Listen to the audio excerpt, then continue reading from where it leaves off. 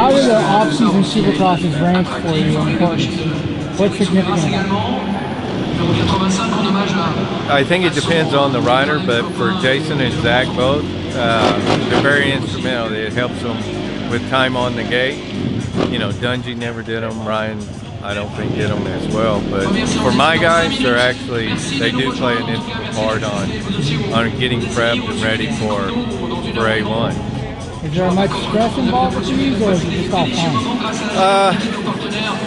It's a stress, but it's a different kind of stress. I mean, it's a low pressure. It's more, you know, seeing where we are with setup and getting the guys comfortable on the gate. You know, you still have a lot of good talent here, but there's stress with it, but it's more logistic stress than it is anything else. Getting here, but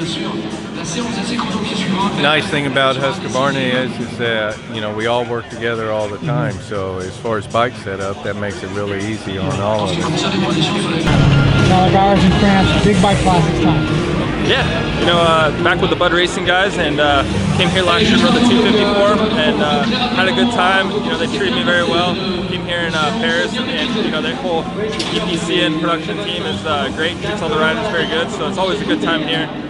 Bud Racing needed me for the 450 this year. They got Jake Owen for the light spike, and I was just really excited to come back. I do some of the German races here in the fall. I love coming to Euroland, experiencing the different cultures and the weird food and all that good stuff. So yeah, it's cool racing. Yeah, well, it's all bandaged up right now, so I got the pins pulled out of it and then just duct tape the crap out of it and go for it. So what'd you do to stay in shape? Nothing. Yeah, I didn't do a whole lot of anything. I know. Yeah, it was pretty good already because I've been riding so much over the summer. You know, I've been riding Supercross since like July. You know what I mean? Everybody was riding outdoors. I was out, you know, on the Supercross track doing all the 2019 testing. So actually, it was pretty nice to get some time off. It's just now at 4 weeks after you know, I smashed my fingers. So had a little bit of time off. You know, just some cycling and stuff. But I couldn't really do much. I love doing stuff in the gym. Of course, being a bigger guy, but couldn't do much in there. So mostly just squats because I couldn't pull on anything or push on anything really. So it's all lower body stuff.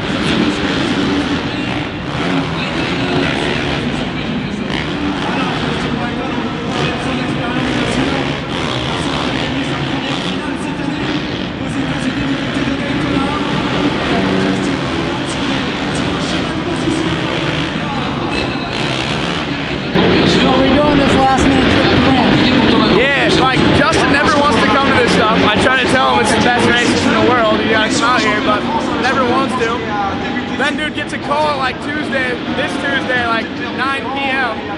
That's when he wants to race, so yeah, let's go. So we packed it up. He's got a stock bike with some suspension and a pipe. Looks pretty good. Last minute trip.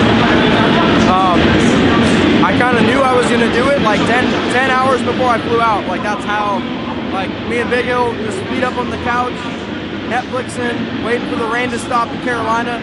And then, yeah, I got a call about it. Unfortunately, Marvin got hurt, and that's why we're here. You know, they're pretty much booked up. And I always kind of like brush them off for these overseas races because our series is so important to me. But, you know, we weren't getting a lot of work done at the time with the rain. So I'm like, all right, timing couldn't be better, you know, to try it out. So I'm having fun so far in Paris. I've never been here before.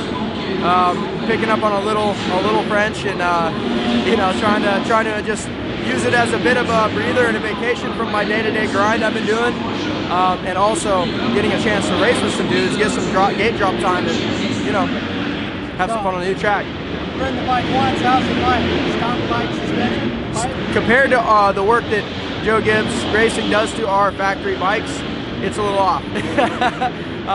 Yeah, like it's good because we brought our work suspension and we brought, you know, things to kind of reinforce the bike, but nothing really horsepower-wise or anything like that. So it's different to get used to, but thankfully here the track's a little more mellow, which gets my heart rate up higher.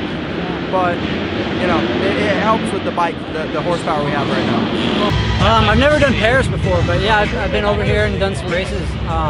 This is awesome for me, man. The track's awesome. Everything, the way it's put on, everything's awesome. So come get a little practice is good too. A few gate drops. Obviously, we did Monster Cup and we got some practice there, but yeah, I'm loving it. I got to go check out Paris. Kind of get to spend some time with the team where it's not quite as much pressure, and having a good time. Cool. So you came solo, right? You didn't bring your wife? Yeah, just me. How much flack did you get for not bringing her to Paris? A good amount. I don't know. Trying to maximize the money made at the moment. You know, the tickets aren't cheap to come over here, so. But you know, for this one, my whole team's here. So normally it'd be good to have somebody, you know, one of my parents or my girlfriend or somebody here with me. But our whole team's here. You know, we have even extra mechanics, Genova, his wife, some of his employees. That obviously we're all like a family. You know, so it's like I got a big family here already. So yeah, we're having a good time. We're good. Looking forward to showing the Parisian fans the whole shot abilities of 42. Oh yeah. I don't know if they got any kind of triple whole shot deal, but that's the goal. Long travel, collecting a lot of parts and pieces, and making sure you kind of have what you need when you travel is a little bit tough to, you know what to expect. But with our OSBORNE brand, we're like one team, no borders, so it's really helpful having help from the Ice One boys and Auntie over there. They supplied us with a good motorcycle and basically almost everything that we have in the States. So the little bits and pieces that they don't run, being as they're a GP team and we're like a Supercross motocross team. So there's some small differences, but for the most part, we just bring the little things. Cool, so you don't have to come over with suspension and engine? I actually did come with some forks, but not because they didn't have it. We actually sent suspension a few weeks previous, and then through some testing at home, we found something a little better, so it was like, I need to bring those for the race. So I did bring a set of forks, but it wasn't really like a planned thing. We had just discovered a better setting through our testing, so it was just, it's good for us to come do these races because, like I said, we found something with testing, and now we can test it in a race situation, and, it's real helpful to us. Cool. So that practice, time practice, is a little interesting. Did the rider not know where the finish line was? Well, no, it's kind of funny because, I mean, it's not really that funny, but we didn't really get a good time. We got one lap, but we got to spend the same amount of time on the track, so we're good. We know where we are. It was just a little frustrating because we didn't know. Normally on a Supercross, your finish line is, I guess a single over table, and we don't ever finish a Supercross race on a triple. So, and it's typically never on one side of the track either. It's usually in the middle. So, I guess our own fault. There is a big sign right over the top of the lip, although I would argue that it's pretty high above the lip and not really very visible in comparison to our, races in the States. But you know what? We're not in the States, so we have to deal with it and move forward. No, it's not my first time. I've been here about 2 or 3 times, so it's probably that's my 3rd time here. So I've been here. I've won it all. I've sucked. Yeah, so that's that's France, man. You come overseas and you race, and you always hope for the best, but sometimes it doesn't go well.